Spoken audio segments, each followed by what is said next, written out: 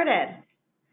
Hi everyone, and welcome to today's CPSA webinar called Getting into New Accounts, How to Use Relationships to Capture New Customers, hosted by Craig Elias, Canada's #1 B2B Sales Expert, and Paul Teshima, co-founder and CEO of Nudge. Please note that you've all been placed on mute for the duration of this webinar, and that you may ask questions during the Q&A session using the chat function in your GoToWebinar dashboard. Today's presentation is brought to you by Avis and Budget. I'll just ask you to flip the slide there, Paul. Thank you. CPSA members can enjoy special negotiated rates for business when renting with either Avis or Budget. Plus, great leisure rates are also available when it's time for that well-deserved vacation. Enroll today with a complimentary membership in Avis Preferred or Budget Fast Break to save time by skipping the counter, paperwork, and going straight to your car, as well as gain access to exclusive offers. In addition, Aeroplan members can earn Aeroplan miles at participating Avis or Budget locations worldwide.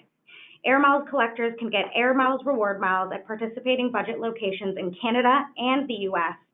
See avis.ca/CPSA or budget.ca/CPSA for more details and special offers. To everyone attending today, thank you so much for joining us. And now, without further ado, I'll hand it over to Craig and Paul to start. Great. Thank you so much, and thank you to our sponsors and the CPSA for hosting today. Really excited about the discussion. Just wanted to quickly go through the format, give a little intro myself, and then I'll hand off to Craig. So we're going to talk a bit about the problem that we're facing and why it is so critical to focus on relationships and building relationships in the network to get into accounts, and how hard it is for today's seller to do it on sheer brute force alone. Then we're going to talk about some interesting concepts. One is this idea that first in wins, often in a deal, how relationships matter through the deal cycle, and then how you harness social media to really engage and build those relationships with your buyers, and also build a great reputation for yourself as a seller.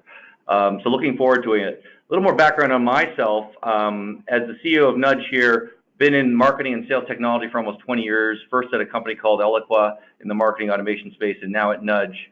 We are an AI-driven revenue intelligence platform, and what that means is we track the strength of the relationships your team is building with buyers at accounts as they go through the deal cycle, and really understand, are they talking to the right people at the right role? Are they going wide, deep enough, and high enough in an account to close that deal? And my name is Craig Elias, and for about 20 years, I was just a lucky sales guy. I had this unbelievable knack of just showing up in front of the right people at exactly the right time. And that happened right up until the day before 9/11. I joined a company, and trying to sell in a post-9/11 environment was really hard. I joined a new company. In less than 6 months, I became the #1 sales guy in the entire country. But unfortunately, that company was called WorldCom. And for those that are old enough, they'll remember WorldCom admitting to conducting $11 billion in accounting fraud. And all of a sudden, nobody would buy from me. So I started looking back at my luck as a salesperson, figured a few things out, had a go at starting a platform for salespeople, ended up down in Silicon Valley for a while, became a dad, and then came back home once I put in place as CEO. And when I came home, I kept getting asked by all these business owners and salespeople to teach what I had learned in my reflection. So I started a boutique sales consulting firm. I get to travel all over the place, doing some really cool things. I have been involved in some other programs helping companies scale. One was put on by Goldman Sachs and Babson College called 10,000 Small Businesses. I am a mentor for the Alchemist B2B Expert in downtown San Francisco. I'm on the advisory team for Nudge. And when I'm not traveling and doing the stuff related to sales, I hang out as the entrepreneur in Bow Valley College, which is downtown Calgary. And if people at the end of today want to learn more, I have 2 sessions, one in Calgary on November 12th, one in Toronto on November 14th, where we'll spend a half day and we'll dig a little deeper into some of the things that we're going to talk about today. So Paul, back over to you. Thanks, Craig. And by the way, super excited to be talking with you, not only an advisor to me and been helpful over the last several years with Nudge, but a good friend and one of the most passionate people in helping entrepreneurs around the country. So let's talk about framing the problem here. So what's going on and what's making it difficult for sellers today The Harvard Business Review put out an interesting article that said that today, 84% of all B2B purchase decisions now start with a referral. That is an incredible number of deal cycles that are being started just by asking someone, hey, who do you know, who are you talking to? Which means the rest of us are fighting for 16% of the deal, so that's tough. And then once you're actually in a deal cycle with a buyer in an account, you have to convince 7 to 11 people now, what Gartner says, to actually say you're the preferred vendor, you're the one we're going to go with in order to win that deal. So those two trends are really make it really challenging for sellers today to really be successful and hit their number. And when you think about the impact here, there's a couple things I'll mention. First off, that the average rep quota attainment is down to 48% last year, way from the days when we used to model at 70 or 80%. It's now down to under 50%. So we're seeing that effect on the ability for salespeople to be successful. And at the same time, the CRM market, the largest software market in the world, has grown to almost $46 billion. So although technology spend is going up, it's still hard for reps to be successful in that environment. And I think that bridges us to an interesting first topic here, which I'll hand over to Craig, which is about how do you become that first person in on a deal so you can really make sure that you're going to be successful. And as Lars says, I have these conversations on a regular basis with VPs of sales, which is, what's the challenge from the perspective of closing a deal? It's got nothing to do with closing. It's got almost everything to do with prospecting and qualifying. So the first thing we want to do is we want to launch the first poll. So Paul, if you can launch that first poll. I'll do that. The poll is, when you start or initiate the selling process within a new account, how often do you start with a VP or higher? I love this question, especially for my own sales team. Well, and so it is for me. I think the higher up the organization you call, the better off you are. But it's amazing how many people don't start at the top. So do you start at the top less than 20% of the time, 21 to 40, 41 to 60, or over 80% of the time? Now, Paul, can you? Yeah, we're seeing numbers come in here. We're about almost 52% have voted. Maybe we'll just wait a bit here. We're getting a lot, about a quarter. Under 20%, a quarter under 40, a quarter at 60, only 9% over 80% of the time right now. So I'm going to close this poll in another couple seconds here. Let's do that and share those results. Wow. So for me, what's interesting, I haven't asked this question for a couple of years on a webinar like this, but the last time I asked this question, it was 21% were actually calling a VP or higher at least 80% of the time. So I'm intrigued how that number seems to have actually gone down. Yeah, down quite a bit, actually. So let's talk a little bit more about this whole thing about being in first. One of the things I learned when I reflected on my luck to start my first company is that it didn't matter what I was selling or who I was selling to. The people I was trying to sell to were always in one of three different, what I call buying modes. The first one is called status quo. These are when people are happy with what they have and they see no reason to change. And I would argue that the odds you're going to convince someone who's happy to change is relatively small, like very close to 0%. Now, I totally get there's this thing called the challenger sale, and you're supposed to go up there and tell people they're doing things wrong. But what I have learned is that if you attempt the challenger sale without a relationship, what happens very often is if you have a really good idea, people will borrow your idea and give it to the person they already have a better relationship with. So that's one of the reasons you want to have a really good relationship. Sometimes I would get lucky and I would find these people in what is now called a window of dissatisfaction. These are people that are unhappy with what they have, but they're so busy solving other problems, they haven't gotten to this problem yet.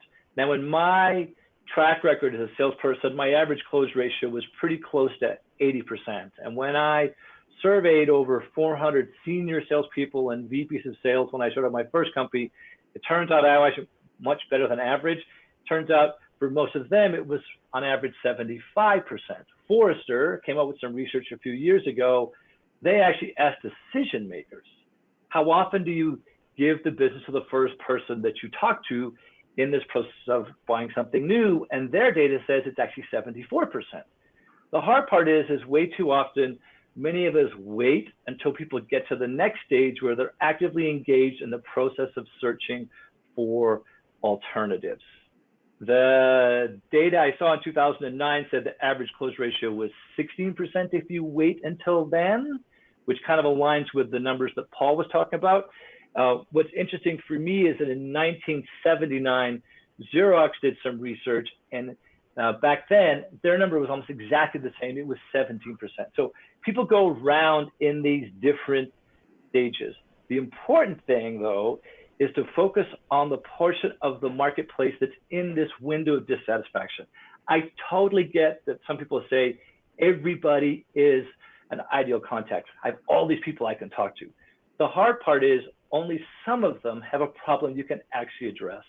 And even if you've got a problem, or they've got a problem you can address, the hard part is you can't reach them. And even if you could reach them, the hard part is they're not motivated. So all of this for me is how do we find a way to be first with those buyers that are motivated? Because motivated buyers do a few things. First of all, they tend to be loyal, they tend to be more profitable. And as Paul talked about, 84% of business coming from referrals, they tend to tell their friends. And the importance of being first in during this window of dissatisfaction is that you get to define the problem or redefine the problem so that your solution then becomes something ideal as a way that they can actually solve it. And then when you define or redefine the problem, you then get to spend some time with decision makers designing the solution. And as you're doing both of these things, what you're doing at the same time is you're also developing the relationship. But there's another reason why you want to get here now. And I'm going to give you a personal example. A few years ago was my 10-year anniversary. And when I talked to some people, what do they do for their 10-year anniversary? A lot of people told me that they bought jewelry for their partner for their 10-year anniversary. And that's kind of what I was thinking. And then I was talking to my brother, who is a bit of a foodie, and he told me about a place called San Sebastian, Spain. San Sebastian, Spain is about 20 kilometers south of the French border, inside Spain on the ocean side. It is the food capital of the planet.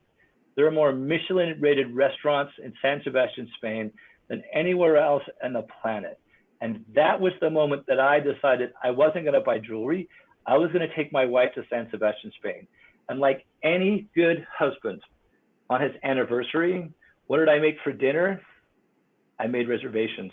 I went to a place called Arzac. Arzac at the time was the number 16 restaurant in the planet.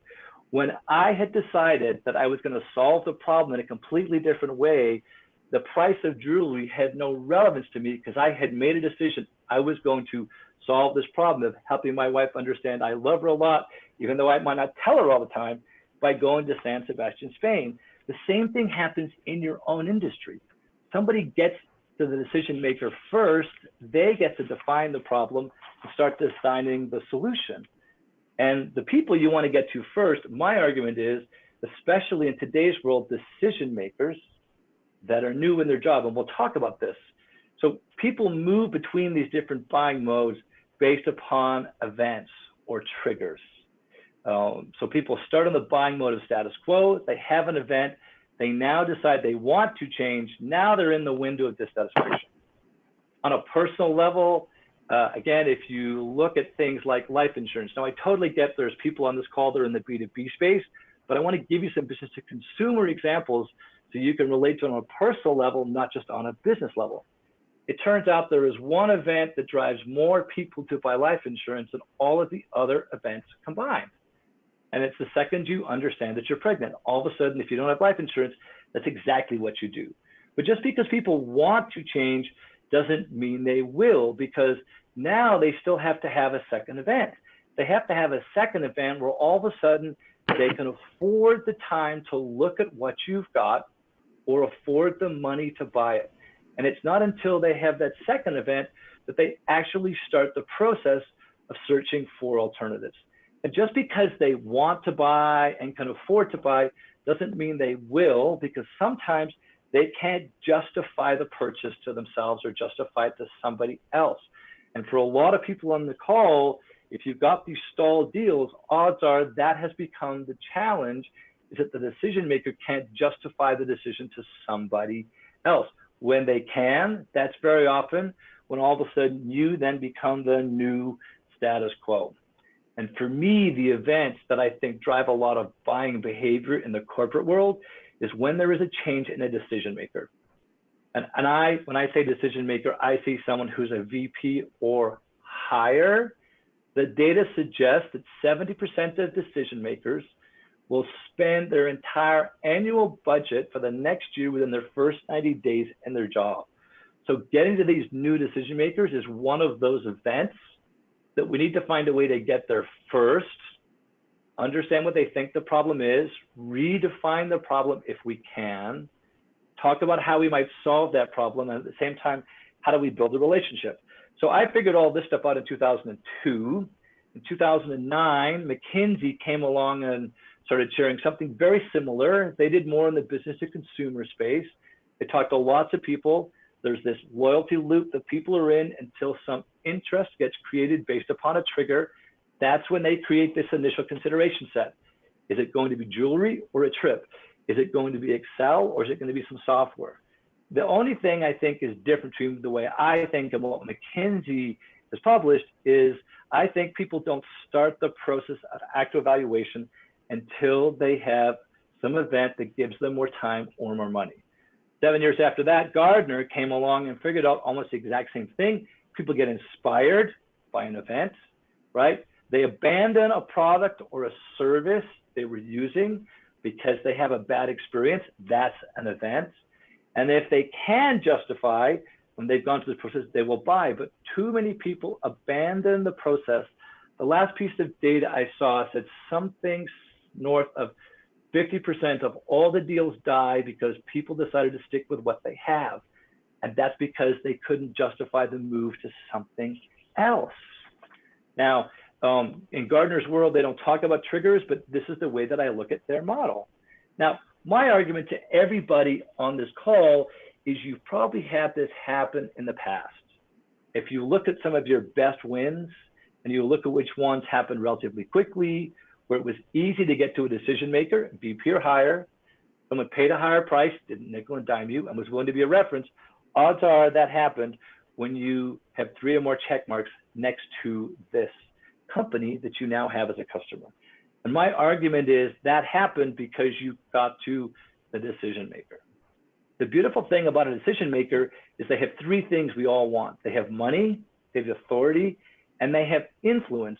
So instead of having to have all 3 events, very often they only have to have that first event. So when I think of an ideal contact profile, on an ideal client or ideal customer profile, I try to say to myself, who are the people that I'd really love to sell to? So in this case, I picked the example of a VP of finance for a manufacturing company.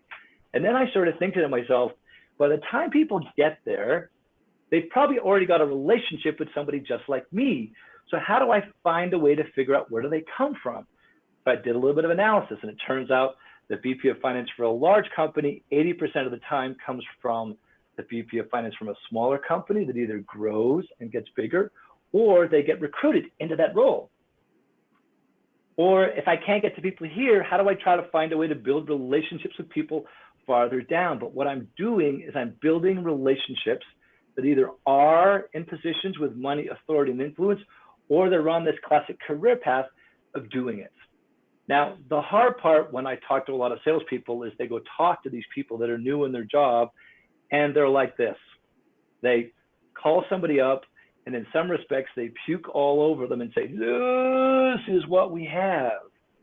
So my argument is when you get an opportunity to talk to these decision makers that are new in their job, don't tell them what you want to say. I think you want to tell them what they want to hear. And for me, that's coming up with something very often called a value proposition. I call that a 7-second sale. So when I pick up the phone and call a new VP of sales, The only thing I tell them, and Paul and I do pretty much the exact same thing, is we help more reps make quota. As soon as I say that, I've created curiosity and they're willing to give you more time. So instead of trying to find a way to tell people about the product or service, spend more time understanding what's the impact of the product or service that you're selling. And when you go to these decision makers that are new in their job, this is what you sell. I learned this when I read chapter 4 of Spin Selling, pages 67 to 96. I think is the 30 best pages of sales ever written. And if you haven't read it, I highly recommend that you do. Paul. Thanks, Craig. I think it's time for another poll based on that great conversation around first in. I will say this before we dive into the poll. You know, often when my sales team gets to a CRO, which is, going to be the highest level for us, or CSO, it's interesting because they almost have more time to think about things that can change or dramatically change the organization.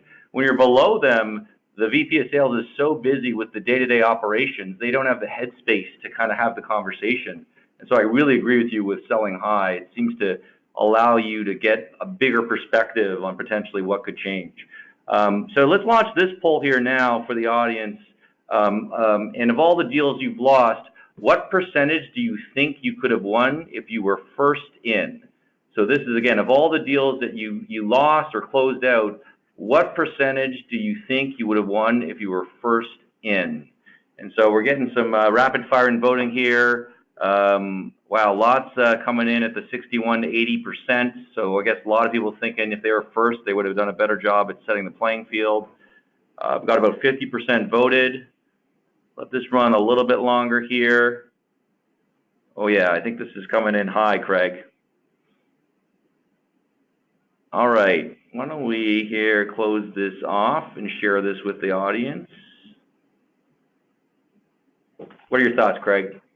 Wow. So I was trying to find the stats the last time round, but I think the last time round it was 60% that said they would have won at least 40% or more of the deals if they'd only found a way to be first in. And I'm looking at this and it's like closer to 80% now. So yeah, more than ever. Go ahead, Craig.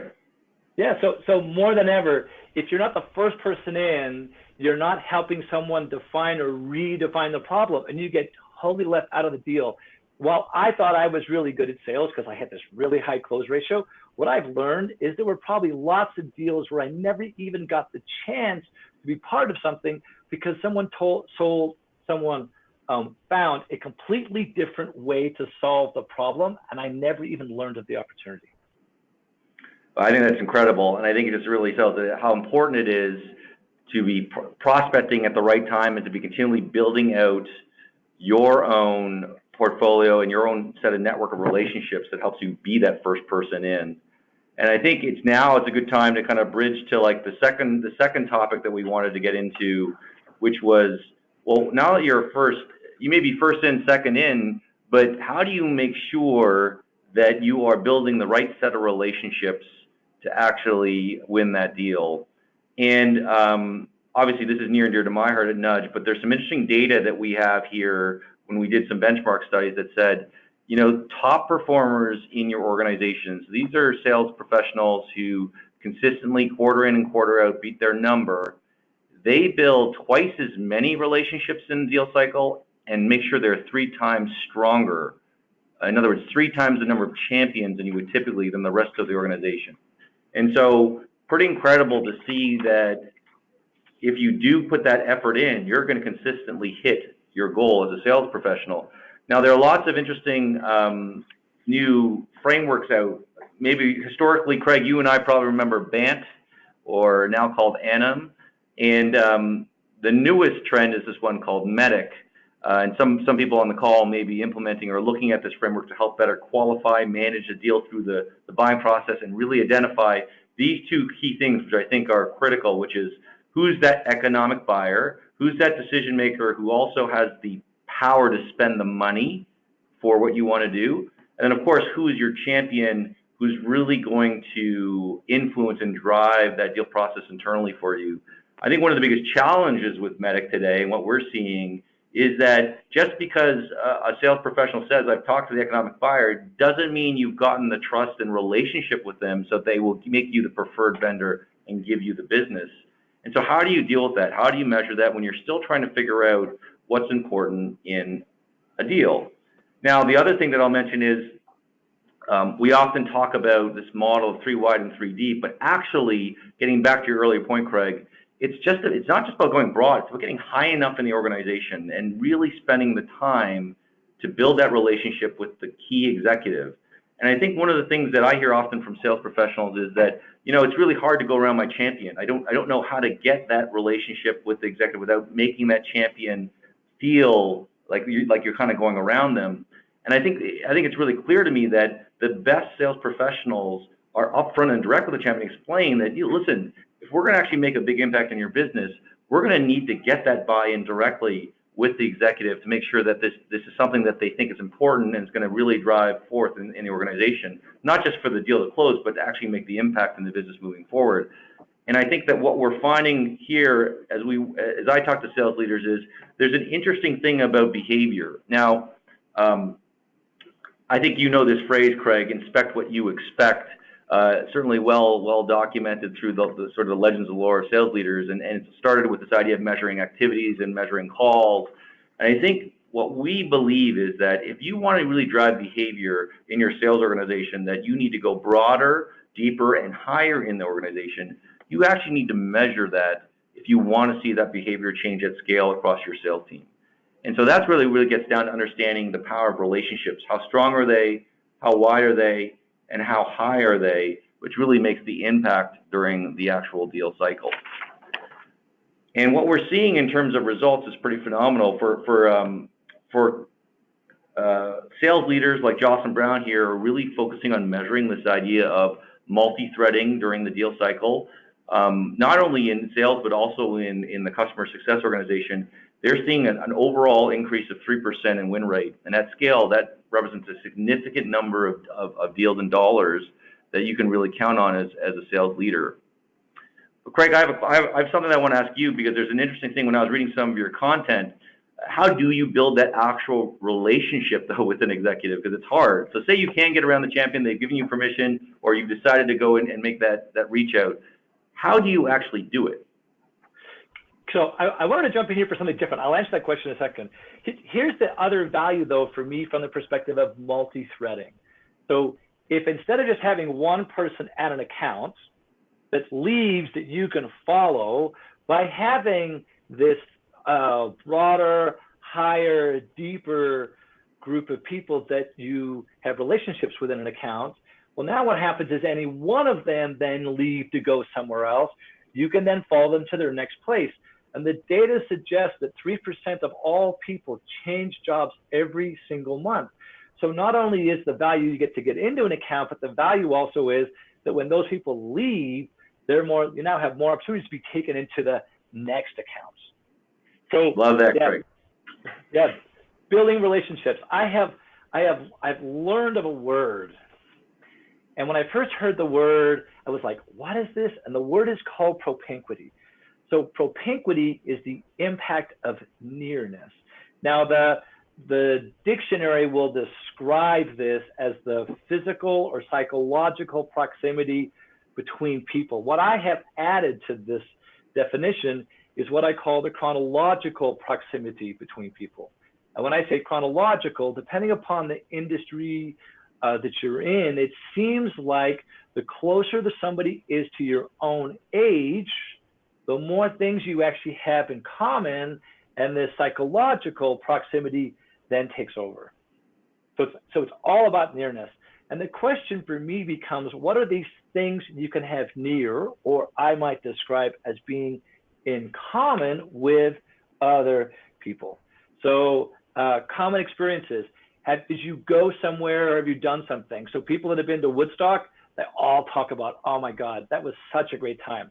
Things that you get to do in common, and I'll show you some of the stuff that I do. I actually put it on my LinkedIn profile. I'm a scout leader, was a soccer coach.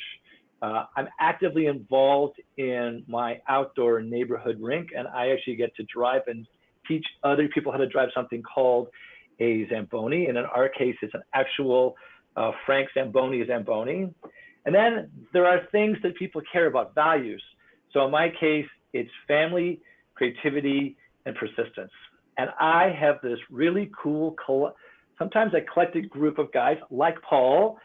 Some of them are more on the West Coast, and the things that we actually have in common is we love red wine and we like to sail, but not doing both at the same time. And then the last piece is, what are the things that you actually have in common around how do you want to find a way to leave the world a better place? And my aspirational piece is, how do I find a way to help more students in post-secondary schools become first-time entrepreneurs? And I have had some really interesting successes by going in and talking to successful entrepreneurs or VPs at a bank to talk about a project that I'm working on and looking to get their advice. And the amazing thing is, I don't always get advice. Sometimes I leave with money. And in the last 120 days, I've walked into meetings like this and left with $700,000 just because we have these things in common around our aspirations. Now, you've got a statistic here, Paul, about predictor of success. Yeah, I do. And I just want to add one thing on this slide, because I love the word propinquity. When you brought it up a couple of years ago, Craig, I remember I really rang true to me, is that because of this idea of looking at these things that can have that nearness effect, there's a natural authenticity in the engagement, right? You're not making something up just because you read it on their LinkedIn profile. You're actually trying to align those things, which I think matters a ton, especially to executives, because they can really tell if you're not being authentic, and therefore that's going to impact how they see you in terms of potentially doing business with you. And so, yeah, there's a great stat here on why is this important, not just for the deal, but why do you want to do this for your career? And this was work done by Ron Bird at the Chicago Booth School of Business, where it said the #1 predictor of being successful in your career, so not just your current job, but your career, is how large, open, and engaged your network of relationships are. And so when Craig talked about this idea of, like, you saw that org chart where it's like, how do I get to a VP of finance who's at a $1 billion company? Well, maybe you start building a relationship with them when they're at a $50 million company, knowing that over time, if you add value and stay in touch and keep them as they move, keep helping them, that they're going to be that $1 billion CFO at some point. And so this idea of maintaining and managing that network and nurturing it and adding value to it is so important, not just to help get you done in a deal in this quarter, but for your career. And I think that really allows us to move in sort of the next section here, which is about, well, where do you spend your time? Like, where do you want to spend time building and managing and nurturing that network? And that really is social media. Now, before I hand this off to Craig, I wanted to just remind everyone, if you have questions, please fill them out here in the question section in the GoToMeeting, because we can definitely wrap some of those up towards the end of this webinar. Paul, so while you got this up, I actually had not seen this until now. So it may be worthwhile. Do you remember the link where people can go get this? I don't remember the link. So if you actually go to your LinkedIn profile, if you just search on Google for Social Selling Index LinkedIn, if you click on it and you're logged into your LinkedIn, it will take you to your own page. So if you see me, just go to Google and do it. It'll get you there. So it's funny because I hadn't seen this, and I have been on LinkedIn since day 8. So I'm almost 17 years on LinkedIn. There's 700+ million people on LinkedIn. I measured 3,956. And I thought of myself as being someone who uses LinkedIn really well. You actually scored higher than I did. Really? I think that can't be true. That right away debunks the myth of the SSI, I think, maybe potentially, but we'll see. So here's the thing here was the first thing that I learned in my reflection as a lucky sales guy, is that I had this status with a lot of my customers. The status I call being someone's emotional favorite. This is the person I would rather see win the business. And what I find interesting is that good salespeople, when they have really good relationships, when they win the business, they go to their manager or boss, whoever that might be, and they say, someone says, well, why did you win the business? And most of us will say, oh, I won the business because of my relationship. And I completely agree with that, because when you have a really strong relationship, what ends up happening is people will sometimes tell you bits of information they won't tell other people. one of my favorite experiences. So this was my first time at $1 million deal. I was probably maybe 29 years old, and I was in this pretty hefty fight with somebody else, but I'd had this relationship with the CEO, and I brought in something for him to look at. He says, well, can you go make me a copy? So I went back to the photocopier, and guess what I found? I found my competitor's quote with a Post-it note that says, you never got this from me. And those are the kind of relationships that you want to find a way to build. What I find really interesting is when most salespeople lose a piece of business, they don't admit they had a lousy relationship. They very often find some other reason. And the value of having this status and having a really good relationship is that if you miss a decision maker while they're in the window of dissatisfaction, the whole idea is they're going to call you first when they can afford to look at what you have, right? Or they now have more money to buy it. And there's something I call transactional velocity, that when that happens, it's amazing how fast things can move when you start having these really good relationships. I had a session for a tech firm where they brought in some of their best customers and best prospects, and we had dinner at a Michelin-rated restaurant in downtown Chicago, and they were trying to introduce their prospects into their best customers so they can see the value of being their customer. And I talked to the VP of sales who used to work for Citrix. And he said to me, Craig, I used to work at Citrix, and one day the CEO just got up and announced we're going to spend $45 million on McKinsey consulting. And I'm like, there's no way somebody, even at a CEO level, all of a sudden just wakes up and says they're going to spend $45 million in McKinsey consulting. And it took us about 25 minutes. And as we got to this point, I began to realize, hang on a second, you have a competitor. Your competitor is called VMware. I mean, was there anything that VMware had done prior to this announcement? And he's like, yeah, they announced they reached $500 million in revenue. And that was the day the CEO picked up the phone, called his favorite consulting salesperson, and did a deal pretty much on the spot. $45 million just based upon the relationship that they had. So how do you find a way to build these relationships? I think you start by sharing stuff about yourself on the place where everybody goes on a regular basis, LinkedIn. And it's not just about how good you are, but it's also about who you are. So even in my own profile, I list my, my values. I list other things about myself. I list the things that I actually spend the majority of my time doing. So I spend a lot of time as a scout leader. I spend a ton of time at the rink. And when I'm really amazed, I am not a hockey player.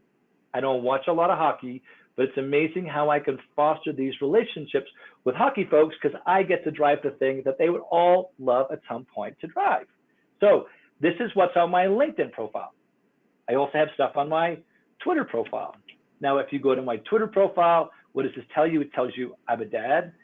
That's my son. If you're a Harry Potter fan, like my son was back then, you can tell those are Quidditch classes.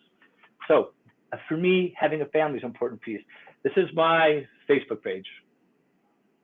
And this is the first dog I ever got. I got him off of the SPCA in North Vancouver. His name was Casper. By the time we got to him, he was on his, I forget, third or fourth home. And I started mountain biking and we went everywhere. And when I moved to California, when I moved my first company down there, I lived on an island halfway between San Francisco and Oakland. It's called Yerba Buena Island. If you drive between San Francisco and Oakland, there's two bridges. They go under a tunnel. That tunnel goes underneath Yerba Buena Island. So I moved to Yerba Buena Island, and my roommate was an animal control officer for the city. And my wife was in Calgary, and I'm commuting back and forth on a regular basis because we're trying to find a way to have a family. So I would leave my dog behind, and Andrea would look after my dog. And on one occasion, she took a picture of him doing his favorite thing. And then about 9 years ago, I had to put him down on my birthday. And I was trying to find this picture of my dog because I wanted to put this in how I sort of said goodbye. I said, this dog I'd had for almost 16 years. And I couldn't find the picture. I couldn't find the picture, and I couldn't find the picture. And a few months later, I was installing something called Picasa on my wife's laptop, and it scoured her hard drive to find all these pictures. And it turns out at some point I must have emailed it to her, and I found the picture of this dog, and I put it up on Facebook and told how I had not had the chance to sort of get over losing this dog until this had happened. And people told me all kinds of similar stories. I didn't get a dog for 8 years. And then just before Christmas, I found a dog that had been abandoned in a farm. 26 border collies had been abandoned in a farm. And we have a cottage in the Muskokas, and every summer we go to that cottage. But this summer, I didn't get a chance to go to the cottage because I was at the World Scout Jamboree. Now, my wife took my dog to the cottage. And while I'm at this World Scout Jamboree, she's sending me pictures of my dog. Now, don't get me wrong. I love my wife, but the day she sent me those pictures, man, I miss my dog more than I miss my wife. So for me, sharing stuff about who you are, the things you care about, is one of those ways that you can create propinquity. But I think social media is more than just finding a way to share and learn of other people's experiences, interests, values, and aspirations.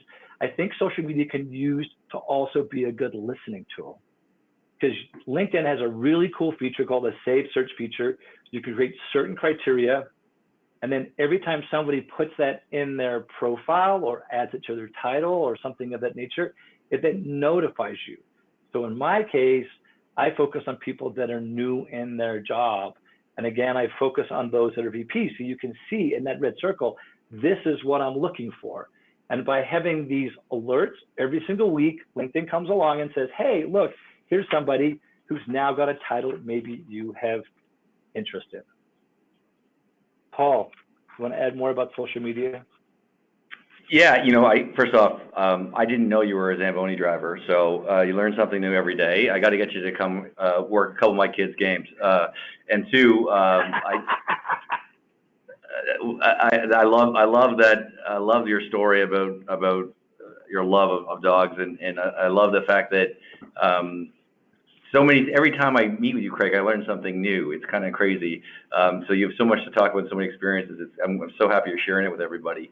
But in terms of social media, I just wanted to add one thing from our perspective is that, a lot of my BDRs will say, well, listen, no one's going to, if I'm active on LinkedIn or doing that, no one's going to want to talk to me or connect with me, or no one's going to want to, comment on posts that I have. And what am I going to say that's going to be different? And I think it's interesting to me because people on LinkedIn, I feel, really have an incredible nose for what someone's being authentic and just bringing a point of view for the conversation. And they don't care about the level. They don't care about if you're a CEO, as long as you're bringing an interesting point of view to a topic that someone's going to care about. So I think, for example, my BDR team, it's hard being a BDR. It's hard today to actually get the attention of a senior decision maker and get them to take a meeting, right? Talk about that struggle. Talk about things you're trying. Talk about things that you're attempting and trying to learn from others.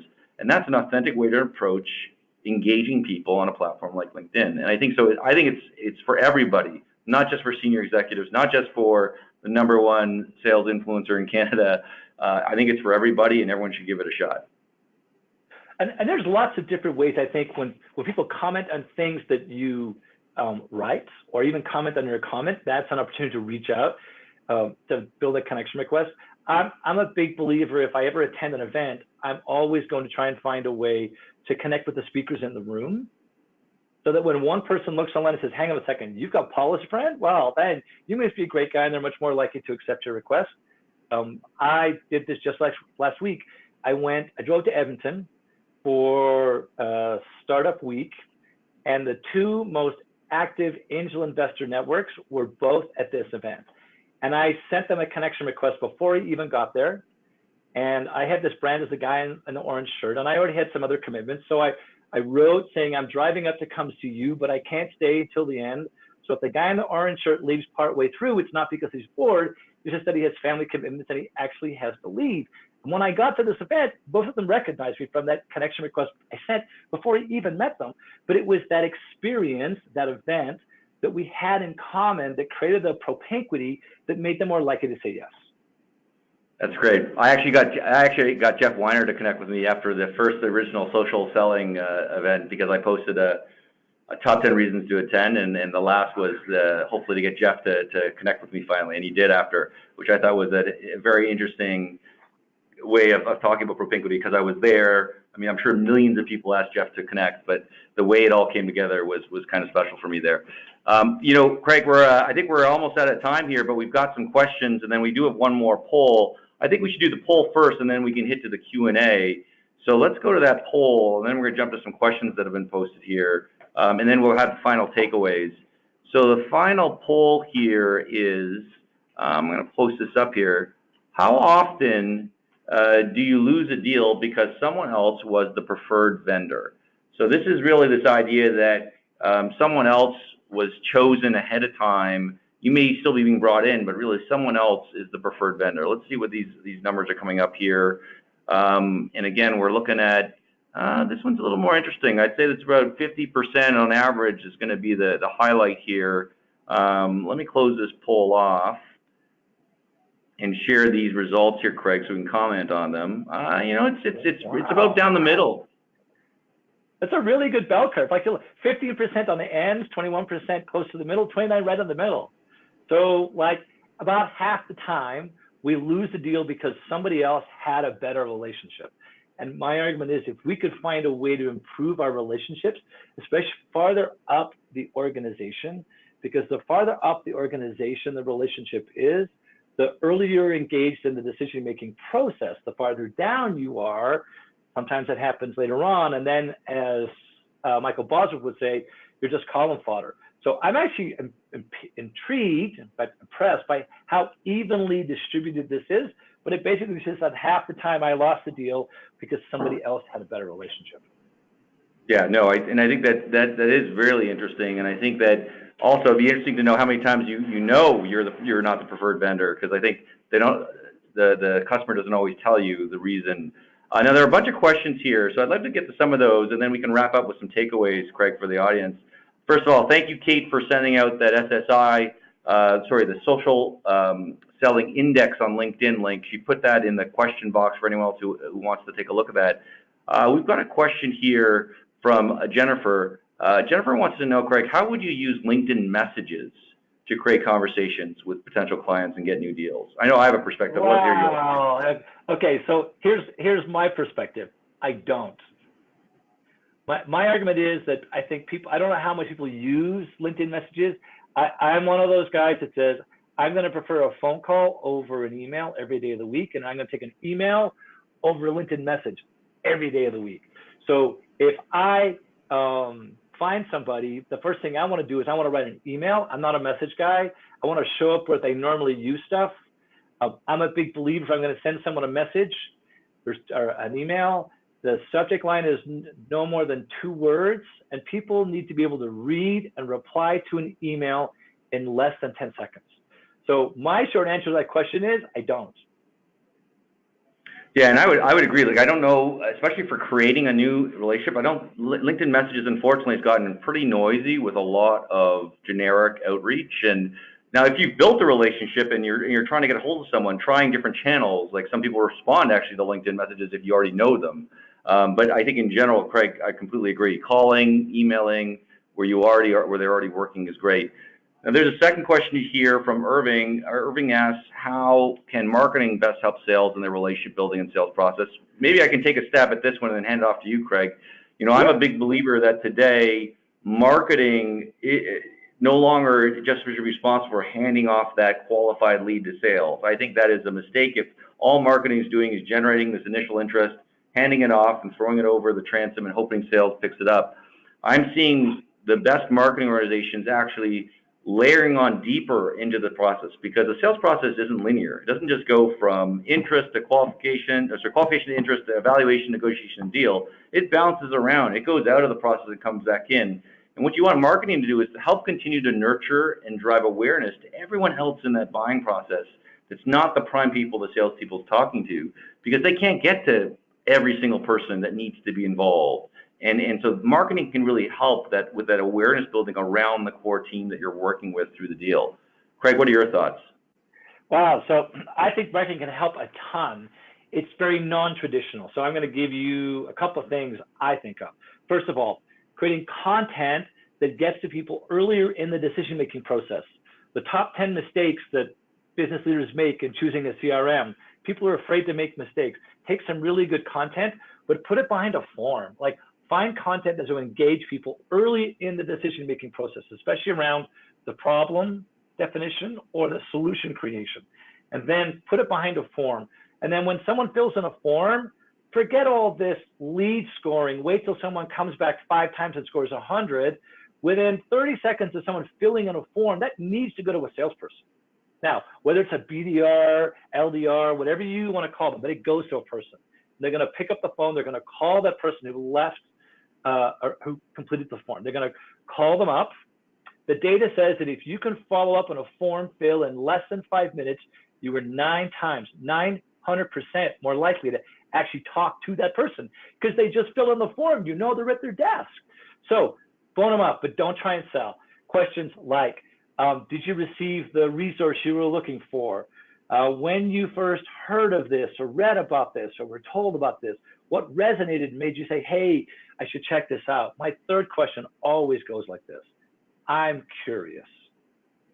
I'm really curious what happened recently that made this content more relevant or more important. What I'm listening for is I'm listening for an event. That's 2.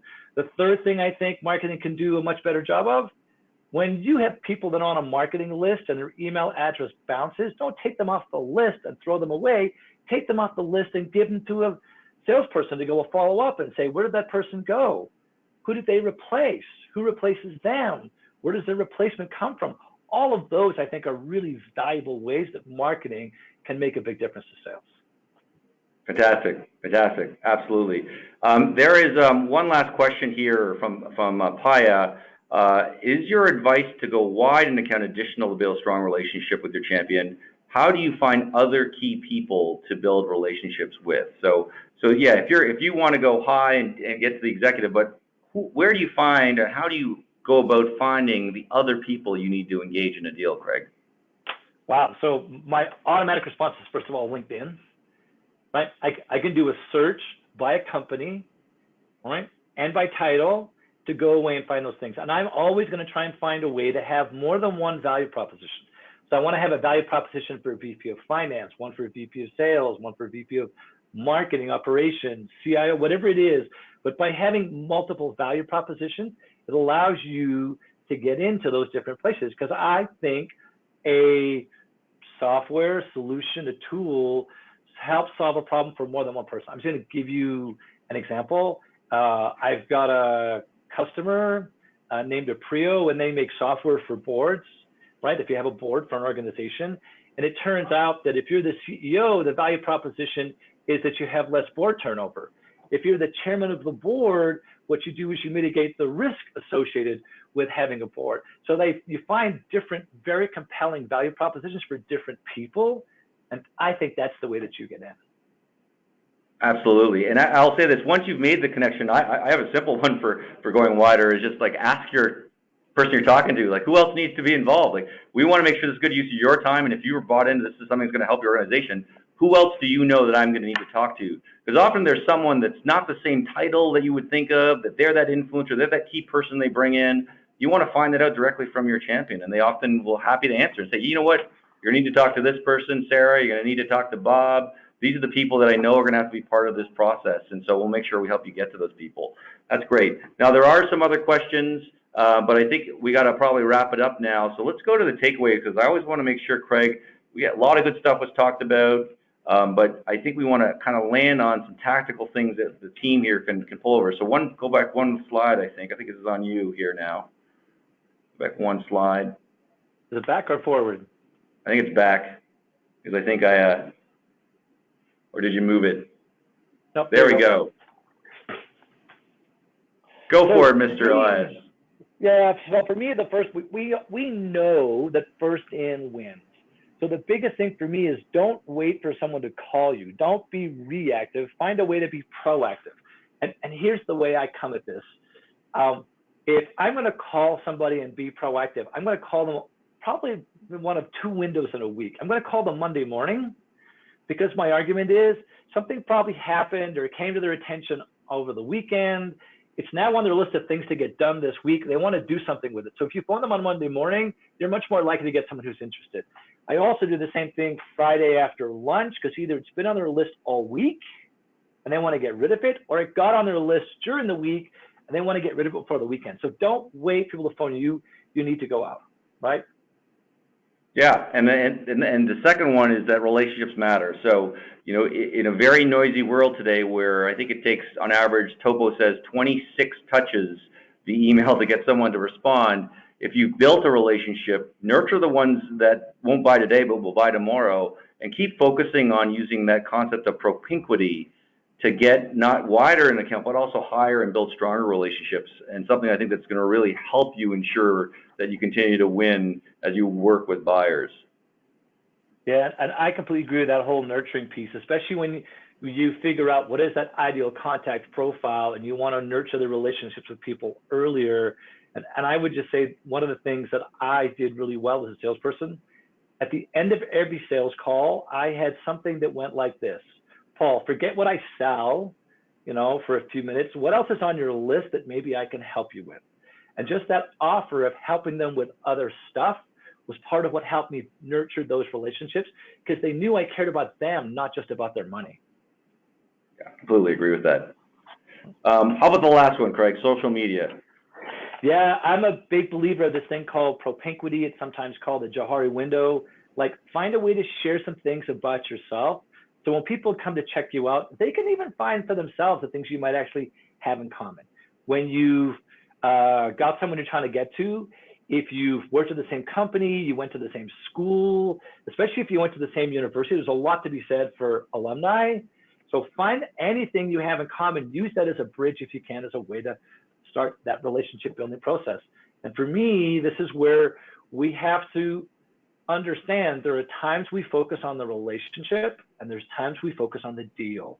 And when there has been a recent event that makes people unhappy with the status quo, makes them thinking of changing, that for me is not the time to focus on the relationship. That's the time to add value, and that's the time we then go chase the deal. Well said. Well, I think that's really it. I think we're wrapping up here. There were a couple other questions, but we'll try and get to them next time. Craig, this has been fantastic. Thank you as always. Some words of wisdom across the board, and thank you again to CPSA for sponsoring this. Thank you so much, of course, on behalf of the CPSA. Thank you, Craig. Thank you, Paul, today for hosting. And, of course, thank you to our audience for attending. If you'd like a webinar recording, the link will be available to all of you and sent shortly after the webinar. And, of course, any questions about the webinar, please feel free to email me at salessuccess@cpsa.com. Thank you again, everyone, and have a great day.